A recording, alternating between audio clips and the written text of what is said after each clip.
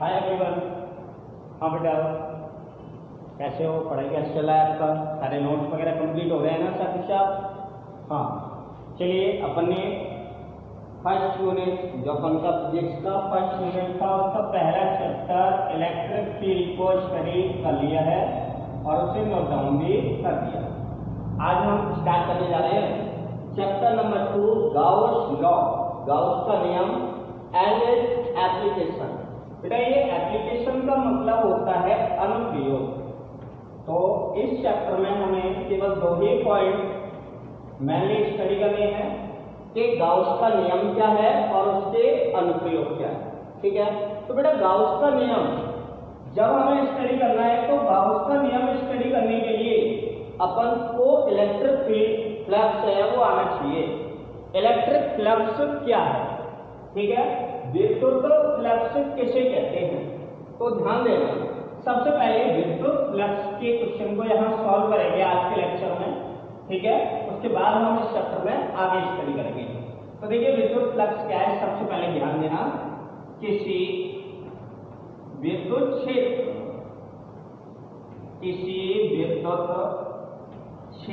में स्थित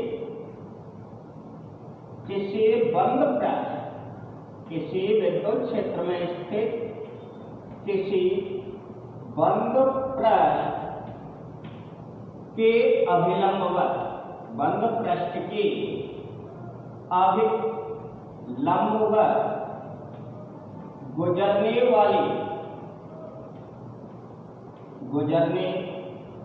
वाली वैद्युत क्षेत्र रेखाओं की संख्या, वैद्युत क्षेत्र रेखाओं की संख्या को वैद्युत फ्लक्स कहते हैं। इस संख्या को किस नाम से जाना जाता है बेटा? वैद्युत फ्लक्स।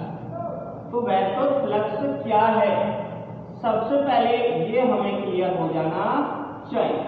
तो ध्यान देना कि कोई वैद्युत क्षेत्र है, वैद्युत क्षेत्र कहाँ होगा? किसी वस्तु पर धनावेश कब आता है बेटा? जब वो वस्तु इलेक्ट्रॉनों का त्याग करती है, यानी कि उस वस्तु से इलेक्ट्रॉन बाहर निकल रहे हों। ठीक है ना, तो उस वस्तु पर धनावेश आता है। और बेटा किसी वस्तु पर ऋणावेश कब आता है? जब वो वस्तु लगातार इलेक्ट्रॉनों को ग्रहण कर रही हो। ठीक, तो धनावेश जब आएगा जब वो इलेक्ट्रॉनों का त्याग करेगी और ऋणावेश जब आएगा जब वो इलेक्ट्रॉनों को ग्रहण करेगी। क्लियर? इसका मतलब है इलेक्ट्रॉन के जाने की डायरेक्शन क्या है? Positive to negative. यहां से इलेक्ट्रॉन निकलकर इधर की ओर गमन कर रहे हैं। तो यहां से यहां तक जाने वाली ये रेखाएं हैं, ये काल्पनिक रेखाएं हैं। क्या है बेटा? काल्पनिक रेखाएं। इन्हीं काल्पनिक रेखाओं को हम कहते हैं वैद्युत क्षेत्र रेखाएं। क्या कहते हैं? वैद्युत क्षेत्र रेखाएं। तो वैद्युत क्षेत्र रेखाएं सदैव धनावेश से ऋणावेश की ओर जाती हैं। अब ये वैद्युत क्षेत्र रेखाएं किसकी दिशा को व्यक्त कर रही है? वैद्युत क्षेत्र की दिशा को। इसका मतलब है बेटा वैद्युत क्षेत्र की दिशा किधर होती है?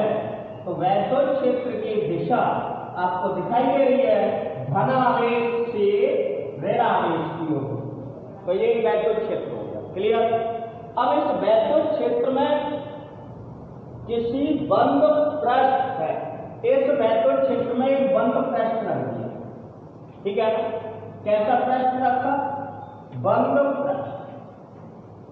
इस बंद पृष्ठ के अभिलंबवत 90 डिग्री पर गुजरने वाली वैद्युत क्षेत्र रेखाओं की संख्या क्या है? इस पृष्ठ से कितनी रेखाएं गुजर रही हैं? तो ये रेखा पृष्ठ से नहीं गुजर रही, एक रेखा ये गुजर रही है पृष्ठ से होकर, दूसरी रेखा ये भी किससे गुजर रही है? पृष्ठ से होकर, ये रेखा भी पृष्ठ नहीं गुजर रही, इसके ऊपर से गुजर रही है। तो पृष्ठ के अभिलंबवत 90 डिग्री पर जो भी रेखाएं गुजरती हैं उन रेखाओं की संख्या क्या है? 10, 20, 1000, 2000, 4000 जो भी संख्या है उसी संख्या को हम कहते हैं वैद्युत फ्लक्स। ठीक है ना, तो वैद्युत फ्लक्स को एक बार फिर से क्लियर कर लें। जैसे आपको लेना है एक बंद पृष्ठ, क्या लेना है, एक बंद पृष्ठ। ठीक है ना, इस बंद पृष्ठ को वैद्युत क्षेत्र में लाके रखना। वैद्युत क्षेत्र का होगा धनावेश और ऋणावेश के बीच, धनावेश और ऋणावेश के बीच कौन सा क्षेत्र है, वैद्युत क्षेत्र। अब वैद्युत क्षेत्र रेखाएं गति करेंगी धनावेश से ऋणावेश की ओर, ये वैद्युत क्षेत्र रेखाएं जाएंगी। ठीक, अब आप ये देखिए कि पृष्ठ से होकर के कितनी रेखाएं जा रही हैं। एक पृष्ठ से होकर गुजर रही है, दूसरी भी पृष्ठ से होकर गुजर रही है, और एक तो जितनी रेखाएं इस बंद पृष्ठ से होकर गुजर रही है और वो भी लंबवत, जैसे ये पृष्ठ है, ये चार रेखाएं, ये चारों रेखाएं इससे लंबवत गुजर रही है। देखिए 90 डिग्री है। ठीक है ना, तो जितनी रेखाएं इसके लंबवत इस पृष्ठ से होकर के गुजरे हैं उन रेखाओं की संख्या कहलाएगी वैद्युत फ्लक्स। और यदि कोई रेखा इसके ऊपर या नीचे या साइड से होकर के गुजरती है तो उनको काउंट नहीं करना, काउंट उनको करना है जो इसके अंदर से होकर के लंबवत गुजरे। ठीक है ना, तो ऐसी रेखाओं को की जो भी संख्या होगी उस संख्या को हम कहेंगे बेटा वैद्युत फ्लक्स। सिंपल डेफिनेशन है, आप डेफिनेशन पर एक बार फिर से फोकस कर लें। किसी वैद्युत क्षेत्र में किसी बंद पृष्ठ के अभिलंबन गुजरने वाली वैद्युत क्षेत्र रेखाओं की संख्या को क्या कहते हैं, वैद्युत फ्लक्स। इसी वैद्युत फ्लक्स को फाई सफिक्स में इलेक्ट्रिक के लिए ई, देखिए फ्लक्स को तो कहेंगे फाई, ठीक, इलेक्ट्रिक के लिए सफिक्स में लगा देंगे ई, इसे फाई ई से व्यक्त करते हैं। क्लियर। अब प्रश्न ये आता है, सर हमें पता चल गया कि वैद्युत क्षेत्र रेखाओं की संख्या है ना, इस संख्या को ही हम कहते हैं बेटा वैद्युत फ्लक्स। सर ये संख्या ज्ञात कैसे करते हैं, बहुत बढ़िया क्वेश्चन है।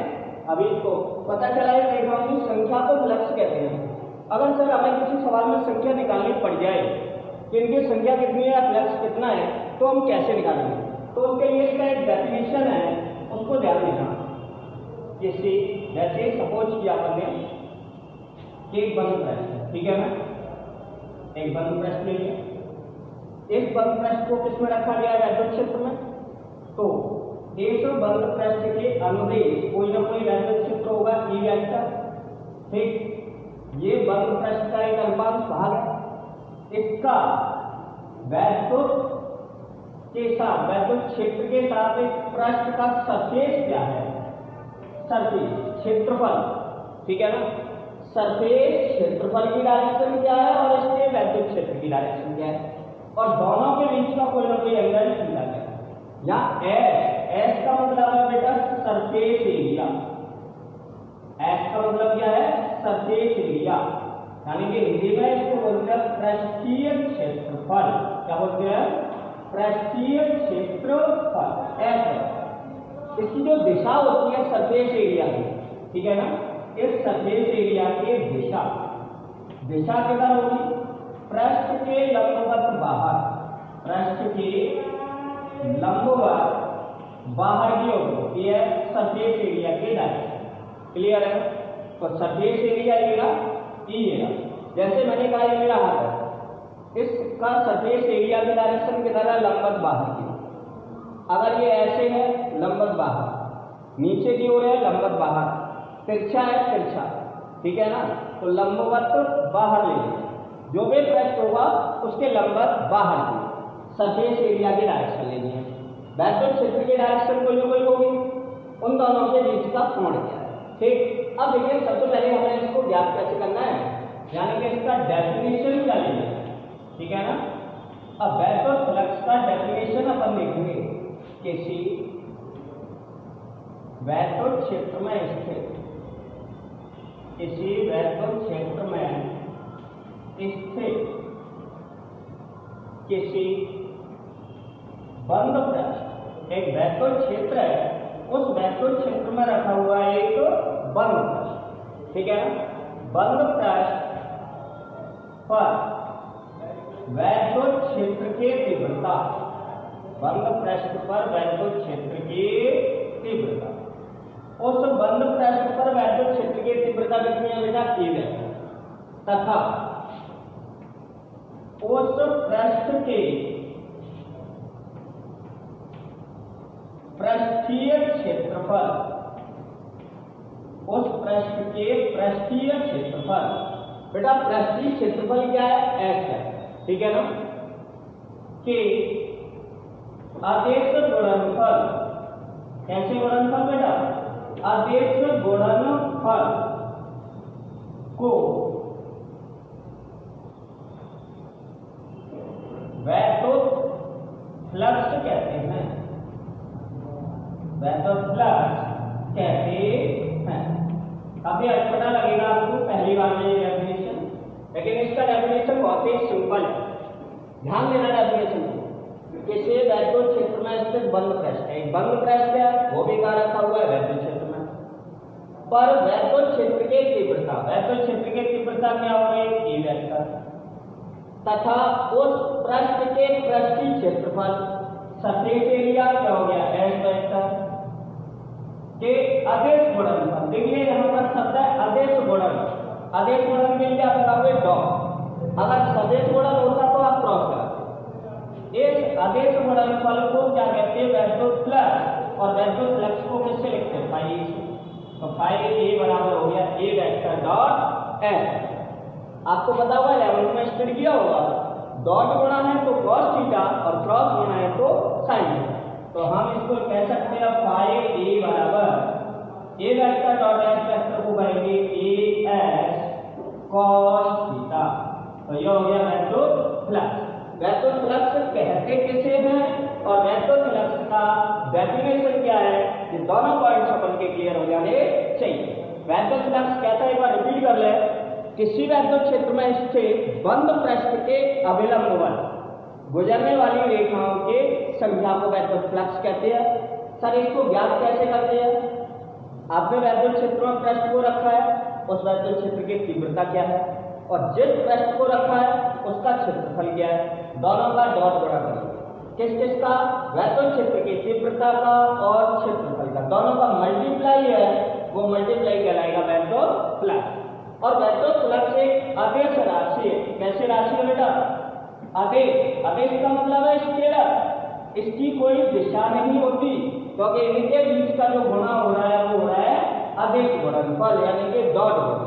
तो डॉट गुणा का आंसर आता है स्केलर। क्लियर? ठीक है।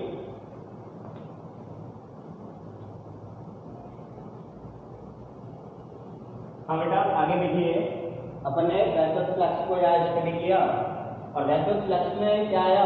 पहला स्टार, वैद्युत क्षेत्र में स्थित बंद पृष्ठ के अभिलंबवत गुजरने वाली रेखाओं की संख्या को वैद्युत फ्लक्स कहते हैं।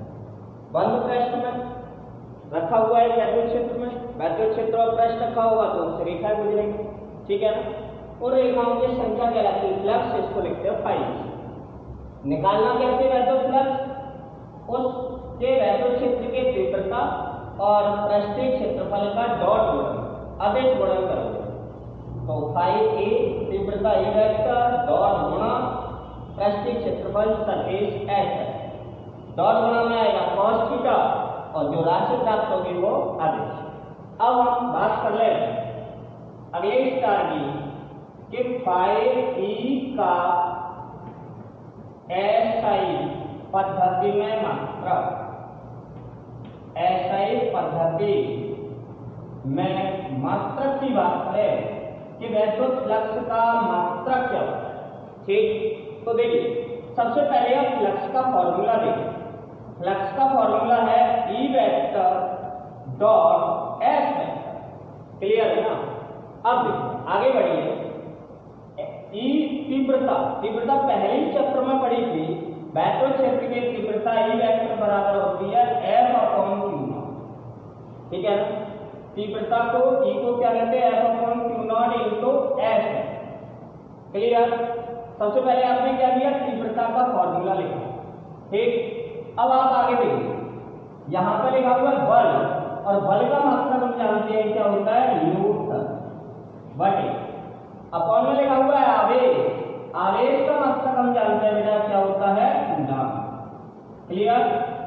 इनटू एस वेक्टर, एस क्या है बेटा, सरफेस एरिया, यही तो बताया था, सरफेस एरिया, और एरिया का मतलब होता है मीटर स्क्वायर। क्लियर? तो बेटा वैक्टर फ्लक्स का ऐसा ही पद्धति में मात्रक लिखे आएंगे, न्यूटन इंटू मीटर स्क्वायर बटे कूलम। ठीक, या इसका एक अन्य मात्रक भी हम यहाँ ले सकते हैं। तो एक अन्य मात्रक ऐसा ही पद्धति में ही देखिए, ई का जैसे ए टू एस लिखा हुआ है। ठीक, तीव्रता का एक अन्य मात्रक होता है वोल्ट प्रति मीटर। हालांकि ये आपने फर्स्ट चैप्टर में स्टडी नहीं किया, आपने फर्स्ट चैप्टर में तीव्रता का ये फॉर्मूला स्टडी किया, वोल्ट पर मीटर, वोल्ट यानी कि विभव, तो ये आपका तीसरा चैप्टर में चला गया। फिर भी आप याद रख सकते हो तो अभी रख लें, अन्यथा थर्ड चैप्टर में आपको याद हो ही जाएगा कि तीव्रता का एक मात्रक होता है वोल्ट प्रति मीटर, और सरफेस एरिया का मीटर स्क्वायर होता ही है।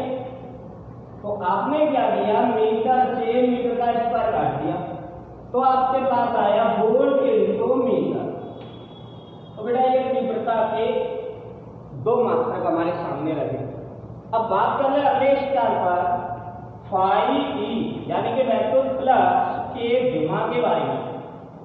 अब फ्लक्स के विमा निकालिए तो बहुत ही सिंपल है, आपके सामने ये मात्रक दिखाई दे रहा है ना, इसके आधार पर आप विमा निकालिए, या फिर आप यहां से निकालिए। देखिए यहाँ पर लिखा है एफ यानी कि बल, और बल की विमा क्या होती है, एम एल टी माइनस 2। ठीक है, बड़े या अपने फोर्स की विमा लिख दी, बड़े में क्यों किया है, आवेश की विमा होती है ए टी। ठीक है ना बेटा, इनटू यहाँ पे एस क्या है, सरफेस एरिया, एरिया यानी कि क्षेत्रफल, और क्षेत्रफल की विमा होती है एल। ठीक, इन तीनों ब्रैकेट्स को इकट्ठा कर दीजिए, आपके पास फ्लक्स की विमा है। क्लियर है? तो अपन ने लिखा एम, एल कितने हो रहे हैं, देखिए यहाँ 1 और यहाँ 2, तो एल 3। टी की घात ऊपर -2 है, नीचे है +1। जब ये +1 ऊपर जाएगी माइनस की हो जाएगी, तो टी के घात में हो गया -3। एक की घात 1 है बट अपॉन में है, ऊपर जाएगा तो एक की घात हो जाएगी -1। इस तरीके से अपन ने स्टडी कर लिया कि वैक्टर फ्लक्स क्या है, बंद पृष्ठ से गुजरने वाली अविलंबित रेखाओं की संख्या है। कैसे निकालते हैं, तीव्रता और सरफेस एरिया का डॉट गुणा करके। इसका मात्रक क्या होता है और इसके विमा क्या होती है, ये हमने स्टडी किया अपन के चैप्टर नंबर 2 का पहला टॉपिक इलेक्ट्रिक फ्लक्स। तो बेटा आप नोटबुक पर वीडियो के साथ साथ नोटबुक का उपयोग करते हुए इनको साथ ही साथ क्लियर करते चलें। ठीक है ना बेटा?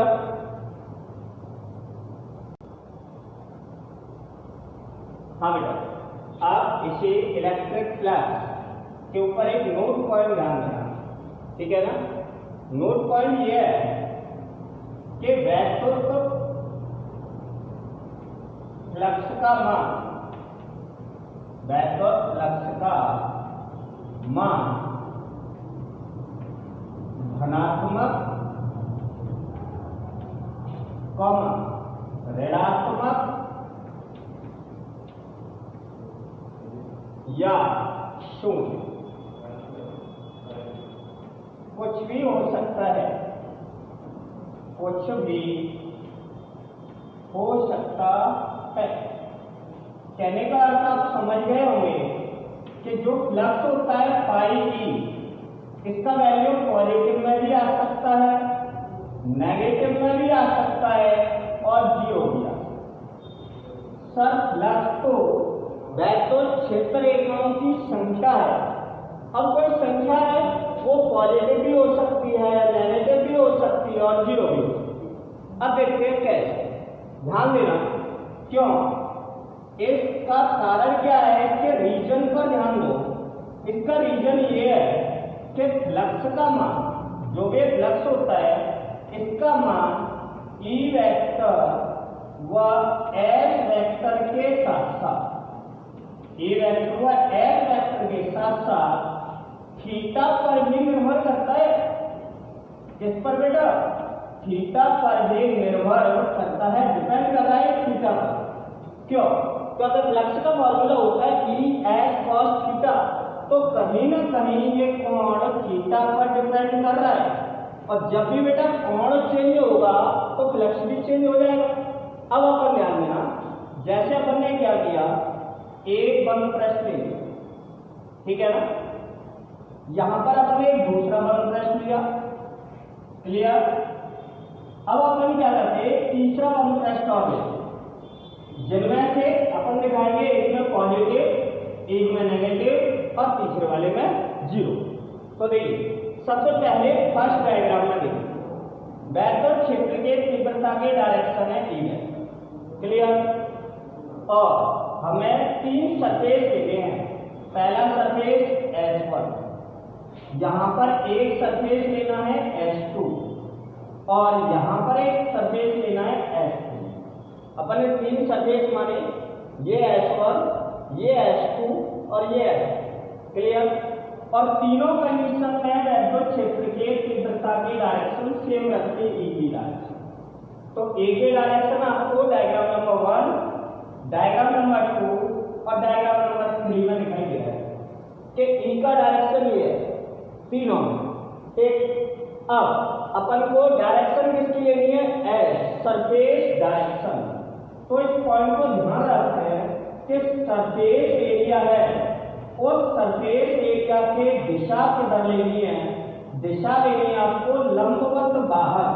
कहाँ लेनी है, लंबवत बाहर की ओर लेनी है सरफेस एरिया के डायरेक्शन, ठीक। तो चलिए S1 सरफेस एरिया के डायरेक्शन लंबवत बाहर ले लिया, ठीक।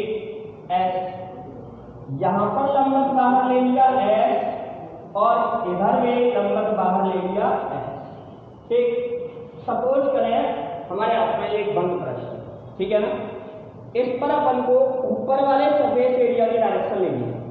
तो इस सरफेस एरिया की डायरेक्शन ऐसे लंबवत बाहर, और आपको इस सरफेस एरिया की डायरेक्शन लेनी है लंबवत बाहर, आगे वाले सरफेस एरिया की डायरेक्शन लेनी है लंबवत बाहर, इधर वाले की लेनी है तो लंबवत बाहर। तो फिलहाल आपने पहले डायग्राम में इधर वाला लंबवत बाहर, दूसरे डायग्राम में इधर लंबवत बाहर, तीसरे डायग्राम में इधर लंबवत बाहर, क्लियर। अब ध्यान दें, यहां पर ई वेक्टर एस वेक्टर दोनों की दिशा एक ही, तो ए वेक्टर व एस वेक्टर समांतर है पहले डायग्राम। दूसरे डायग्राम में देखिए, ई वेक्टर इधर जा रहा है, एस वेक्टर ऊपर जा रहा है, तो ई वेक्टर व एस वेक्टर है बेटा लंबवत। और तीसरे में ई वेक्टर इधर जा रहा है, एस वेक्टर इधर जा रहा है, तो बेटा ई वेक्टर व एस वेक्टर है बेटा विपरीत, क्लियर है ना। तो तीन अलग अलग डायरेक्शन आपके सामने आती है, ठीक। अब ध्यान देना, आगे के टॉपिक्स पर क्लियर करें कि यदि ई और एस एक ही डायरेक्शन में, तो यहां पर थीटा बनेगा 0 डिग्री, लंबवत है तो इनके बीच का थीटा बनेगा 90 डिग्री, अगर दोनों विपरीत है तो थीटा बनेगा 180 डिग्री, क्लियर है। तीन लिए कंडीशन। अब देखिए फर्स्ट कंडीशन पर फ्लक्स का सूत्र होता है ए बराबर ई एस कॉस थीटा, तो अपन ने लिखा A S cos theta, first वाली कंडीशन का 0 डिग्री, और कॉस 0 का मान होता है ए, तो ई एस इंटू 1, आपका आंसर आया ई एस, और ये आंसर है पॉजिटिव। इसका मतलब फ्लक्स पॉजिटिव होता है। सेकंड सिचुएशन में देखिए, फाइव ए बराबर ई एस कॉस थीटा, अब थीटा कितने डिग्री का है बेटा, सेकंड सिचुएशन में 90 डिग्री का, ठीक। आपने लगाया कॉस 90, कॉस 90 का मान 0, तो बेटा ई एस इंटू 0 यानी कि फ्लक्स आपका आएगा 0, ठीक। थर्ड कंडीशन में आइए, थर्ड कंडीशन में ये दोनों विपरीत है, थीटा है 180 डिग्री, तो अपन ने लिखा फाई ई बराबर ई एस कॉस 180 डिग्री, और कॉस 180 डिग्री का वैल्यू याद होगा आपको माइनस का 1, तो अपन ने लिखा ई एस माइनस 1, तो मल्टीप्लाई करेंगे तो माइनस का ई एस, इसका मतलब है फ्लक्स आ रहा है नेगेटिव, ठीक है ना। तो हम कह सकते हैं बेटा ये वाला नोट पॉइंट कि वैद्युत फ्लक्स का मान धनात्मक, ऋणात्मक और शून्य कुछ भी हो सकता है।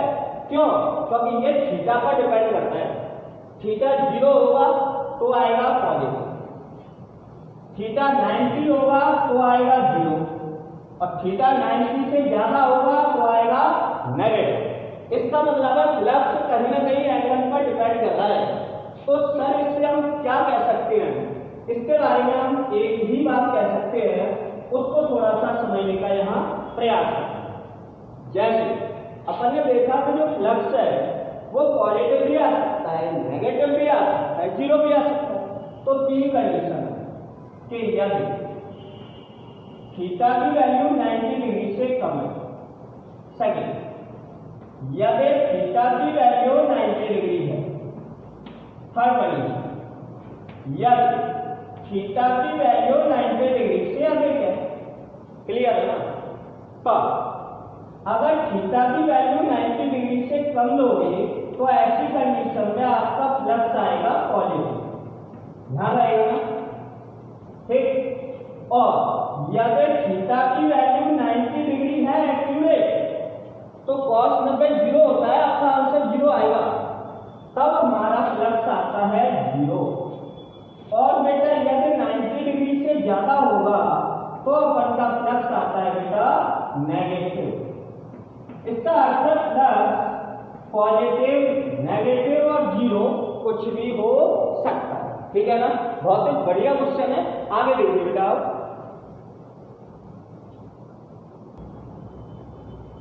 हाँ बेटा, अब अपने रिमार्क पॉइंट पर ध्यान दें। जैसे एक कोई अपन ने बंद पृष्ठ ले लिया, ठीक है ना, बंद पृष्ठ, इस बंद पृष्ठ में वैद्युत क्षेत्र रेखाएं प्रवेश कर रही है। सपोज किया 3 रेखाएं प्रवेश कर रही है, तो ये तो हो गया इसका प्रवेशित भाग, ठीक। और इस वैद्युत क्षेत्र से 3 ही रेखाएं निर्गत हो रही है, तो ये प्रवेशित हो गया, ये निर्गत हो गया, ठीक। अपन ने क्या देखा कि एक हमारे पास बंद पृष्ठ था जो वैद्युत क्षेत्र में था, जिसमें 3 रेखाएं प्रवेश की और 3 ही रेखाएं बाहर निकली। फर्स्ट सिचुएशन, ठीक। सेकंड सिचुएशन ये भी संभव है कि एक बंद पृष्ठ है, इस बंद पृष्ठ में प्रवेशित करने वाली रेखाएं हैं 3 रेखाएं इस बंद पृष्ठ में प्रवेश कर रही हैं, किंतु इस बंद पृष्ठ से निर्गत होने वाली रेखाएं ज्यादा हैं। इधर प्रवेशित 3 है बट निर्गत है बेटा 4। प्रवेश 3 करेंगी रेखाएं किसी बंद पृष्ठ में और बाहर निकलेंगी 4। सेकंड सिचुएशन ये भी संभव है। और थर्ड सिचुएशन क्या संभव है, जैसे एक बंद पृष्ठ है, इसमें प्रवेशित रेखाएं हैं 4, प्रवेशित रेखाएं मेरी 4, और इससे बाहर निकलने वाली रेखाएं मेरी 3 निर्गत। तो 3 सिचुएशन हमारे सामने है, इनमें से कोई सी भी हो सकती है कि 3 ही प्रवेश करें 3 ही बाहर निकले, या 3 प्रवेश करें 4 बाहर निकले, या फिर 4 प्रवेश करें 3 बाहर निकले। कोई भी सिचुएशन इनमें से संभव है। तो अब थोड़ा सा ध्यान देना, इन 3 कंडीशंस में से एक कंडीशन में फ्लक्स होगा पॉजिटिव, एक कंडीशन में होगा नेगेटिव और एक कंडीशन में होगा 0। अब उस कंडीशन को पहचानना है कि कौन सी कंडीशन है जो इनको फॉलो कर रही है। ठीक है, ध्यान देना। एक बात बताइए कि एक बंद पृष्ठ है, इस बंद पृष्ठ में वैद्युत क्षेत्र रेखा बाहर निकल रही है, तो वैद्युत क्षेत्र रेखा बाहर कब निकलती है, किस आवेश से निकलती है? तो वैद्युत क्षेत्र रेखा धनावेश से बाहर निकलती है। ठीक, तो ये धनावेश होगा तो इससे रेखा बाहर निकलेगी। अच्छा, वैद्युत क्षेत्र रेखा क्या प्रवेश करती है जब होता है ऋणावेश, ठीक है ना। धनावेश जब आता है जब इलेक्ट्रॉनों पर क्या कर रहा है, ऋणावेश कब आता है जब इलेक्ट्रॉनों को ग्रहण करता है। ठीक, इसका मतलब है प्रवेशित फ्लक्स होता है ऋणात्मक और निर्गत फ्लक्स होता है बेटा धनात्मक। क्लियर है? दोबारा से समझ लें कि धनावेश से वैद्युत क्षेत्र रेखा निकलती है बाहर और ऋणावेश में वैद्युत क्षेत्र रेखा प्रवेश करती है। तो यहां पर प्रवेश कर रही है, इसका मतलब है इधर है ऋण और इधर बाहर निकल रही है तो इधर है धन। एक प्रवेश कर रही है तो अपन ने लिखा ऋण, बाहर निकल रही है तो अपन ने लिखा धन। ठीक, अब फ्लक्स आपको निकालना है फाई ई। ठीक, तो ऋणात्मक फ्लक्स है प्रवेश और धनात्मक फ्लक्स है निर्गत।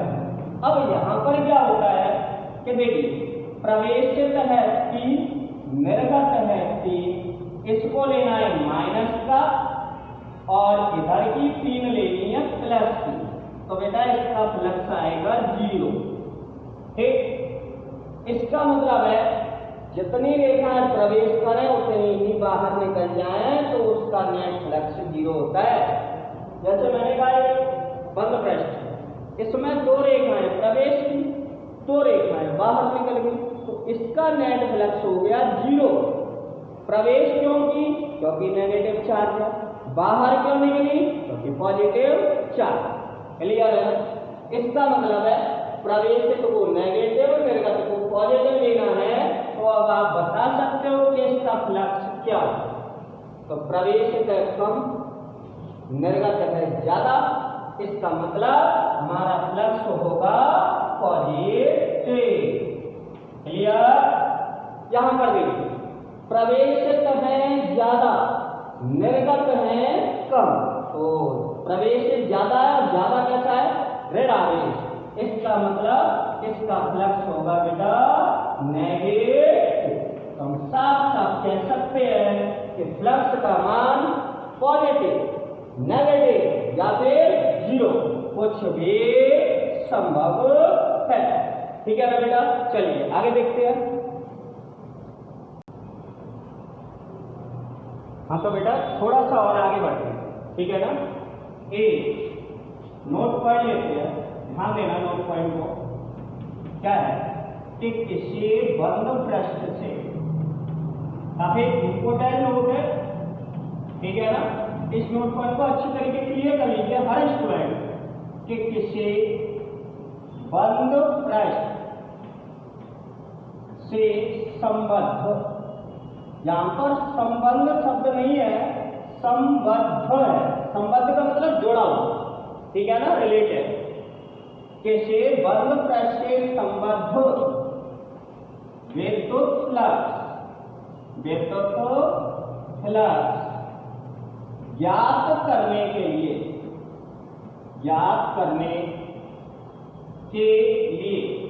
ठीक है ना।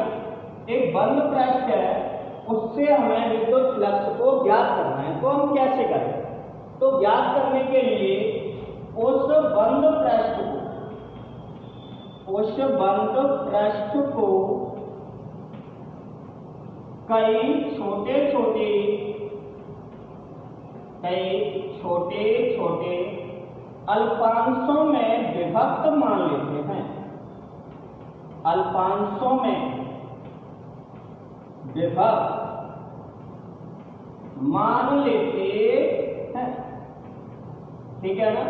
अब जैसे इस चैप्टर में अपन को मैन्युअल स्टडी करना है बेटा गाउस लॉ, तो उसके लिए भी हमें ये एक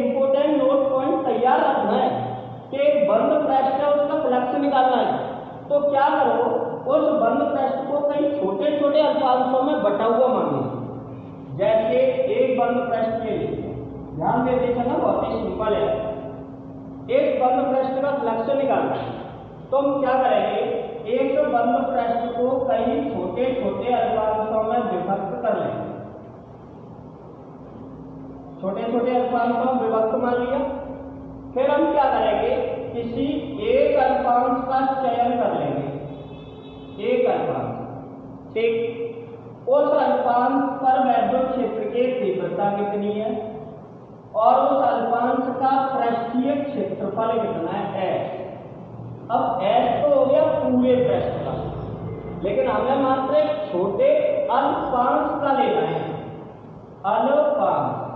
तो अल्प के लिए D लगा देंगे, ds, ठीक है ना। तो ये हो गया अल्पांश क्षेत्रफल। क्या हो गया बेटा, अल्पांश क्षेत्रफल हो गया, ठीक। अब पूरे पृष्ठ का भी एक अल्प हिस्से का ले, जैसे हाथ हो गया पूरा पृष्ठ और ये हो गया छोटा सा अल्पांश। इस अल्पांश का क्षेत्रफल है ds और पूरे हाथ का क्षेत्रफल हो गया S लिया अल्प के लिए। अब आप क्या करो कि अल्पांश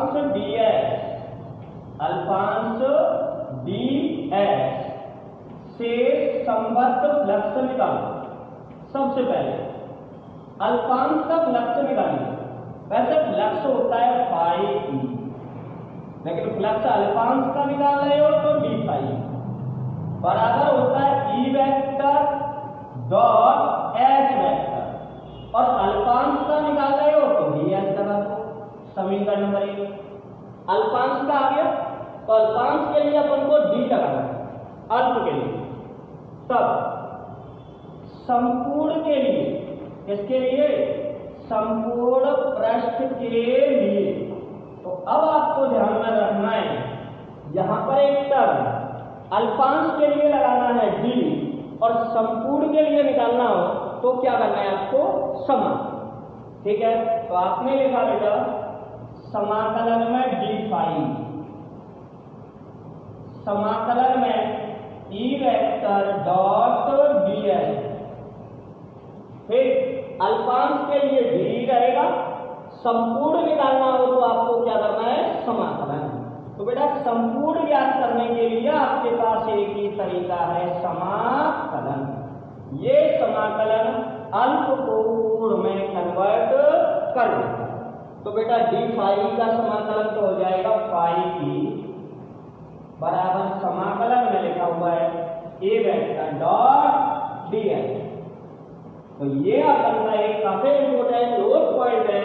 वैद्युत फ्लक्स में हमें आना चाहिए कि हमें किसी पृष्ठ का फ्लक्स निकालना है तो पूरे का एक साथ मत निकालिए, आप एक छोटे से टुकड़े का निकालिए, उसका कर दीजिए समाकलन।